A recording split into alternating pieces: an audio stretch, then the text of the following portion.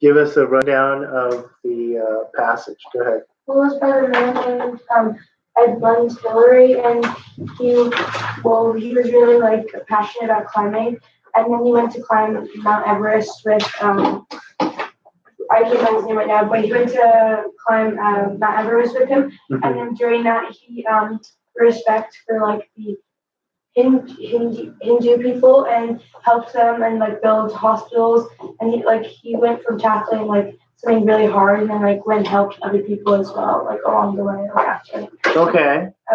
He had a bunch of I can't think of the word. A bunch of achieved greatnesses, and not just climbing the mountain, but many other like helping people. Other achievements, yeah. Okay. Anybody want to add anything important here? Yes, Maxwell? No. Okay. You had something? Oh, I said he was knighted, but that's part of achieving greatness. Okay. Yeah, so he became a knight. He was given a knighthood. All right. Fine. That's good. Did we all do 1 and 2? 1 should have been D, achieve greatness in several arenas. And the second one was decorations, was awards and honors. Let's go through these together. Let's go with number 3. I'm just going to start with Brian. You want to read that for us and tell us how you would do it? According to what you read in the passage, which one of these statements would serve the college's point? I'd go with F, no, not F-A. Okay, we should explore nature responsibly. And tell us why that's correct. Because the second one, people have the right to use nature as they wish, wasn't really true. Because he cared about nature, he didn't destroy it and stuff. Mm-hmm. And C, it is more important to take than to give wasn't true because he helped the Sherpas by building hospitals and giving money. Yeah. And D doesn't really work because it's the exact opposite of what Sir Henry did. Good. Okay, good. Let's go to number 4 with Maxwell. You want to do that for us? Who accompanied Sir Edmund Hillary on his most famous climb? H. Nepalese guy. Yes, and that's mentioned. The guy, his name is Tenzing Norgay. Yeah, that's what it says on that. Okay. And then number 5, let's go with Alexandra. You want to try that? Choose the sentence that best explains why Sir Edmund Hillary built schools and hospitals for the Sherpas. I chose C. Yes, he wanted to do something to help them. And I think the other ones are not mentioned, or they're kind of out of scope. They're not really even part of the passage where it says it was his part-time job as a high commissioner. That's not what that is. That's kind of right. All right. The next part on page 5 is kind of interesting. It's not so much reading, but it is relevant to the passage, and they're using a kind of a web kind of circles to show the relationship between the characteristics, and events. That's what they're doing there. So take a minute to do 6, 7, and 8, and we'll go over them together. Go ahead and do that.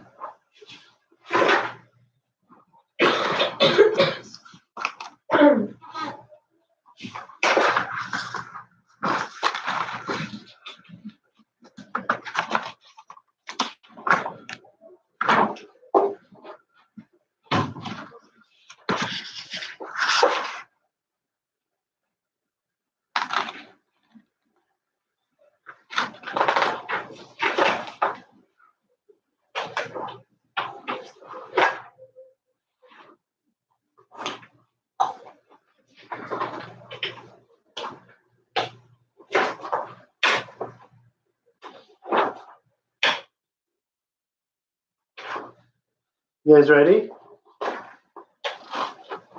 Give it another couple seconds here.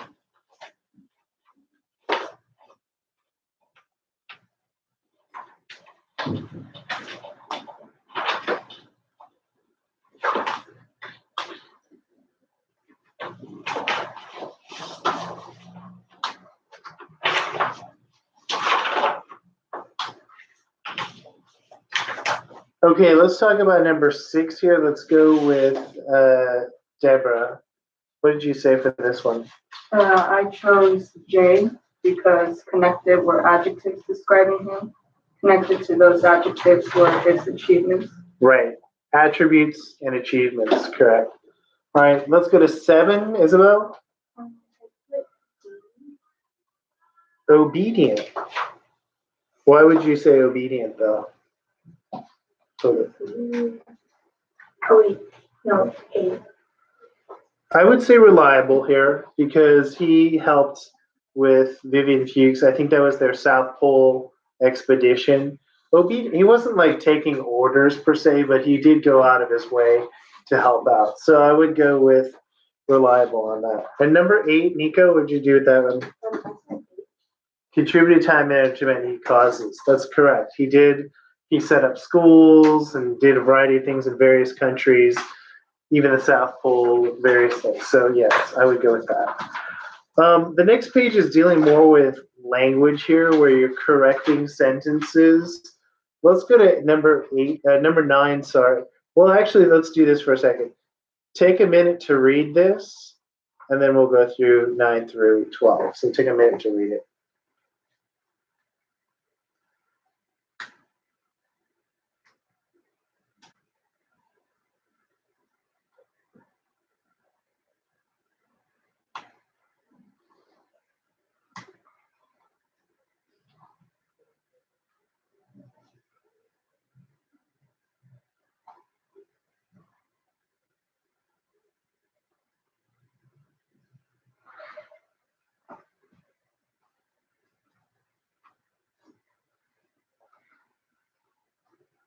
All right, do you guys want to talk about these first? Let's talk about number 9. Let's have Summer tell us what she would do here. Number 9, I put D. D is good as is. When climbers come to Nepal, they rely on Sherpas as guides. I don't think the other versions are better than the original version on this one. Okay, let's go to 10 with Brian. How would you do that one? No, I put G.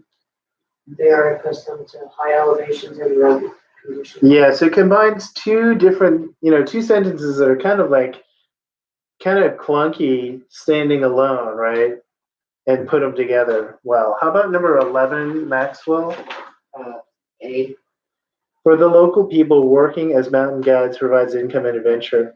That is probably the best way because 7, the way that it's currently written, it doesn't sound right with providing.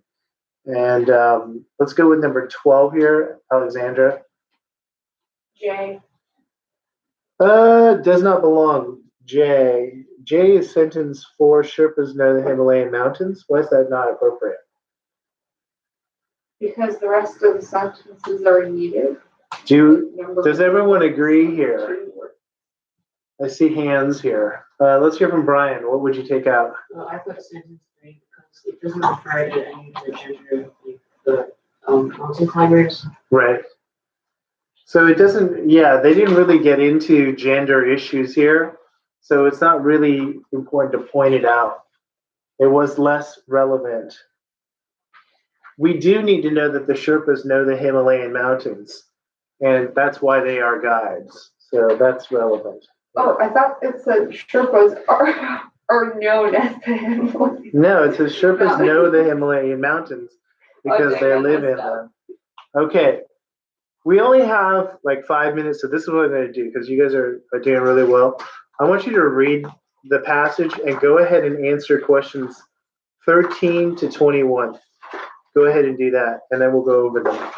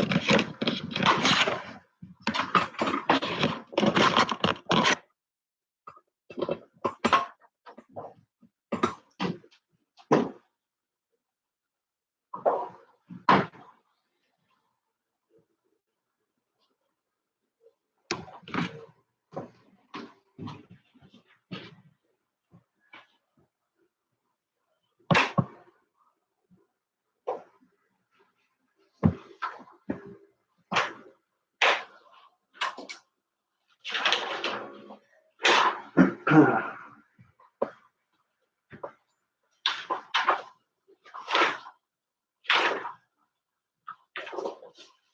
many of you guys finished up to 21? Show of hands. Still working on it? Okay.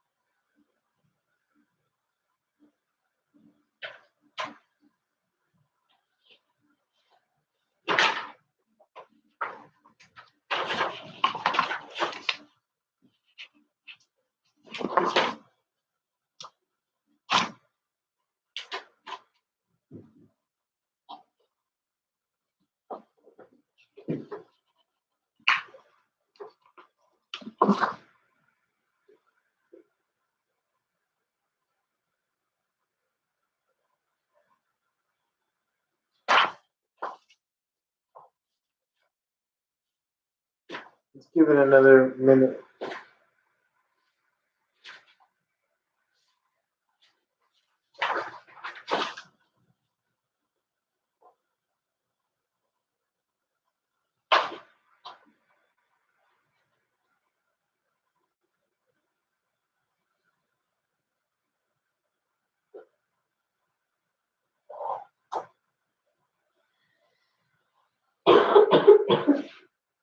Okay, we are right at 8:30, so I'm just going to read all the answers to you guys on this one. 13 was D. The article is mostly about a unique kind of tree. 14 was H, was live together. That's what coexist means. Number 15 was A. A forest always includes animals and plants. And number 16, the answer was G. Old undergrowth is burned away. Number 17 was D. Can have wide bases. And then 18, G, organize information. 19 is D, redwood trees grow, die, and then decompose in the earth. 20 was H, it includes a wide range of information. And then 21 was A, encyclopedia. So, okay, so you guys have homework for the weekend, which is do the reading language part of the practice test. And the other part that I think that's going to be the primary homework of this weekend. Any questions on that? Okay. Good. All right. I will see you guys on Tuesday then. All right.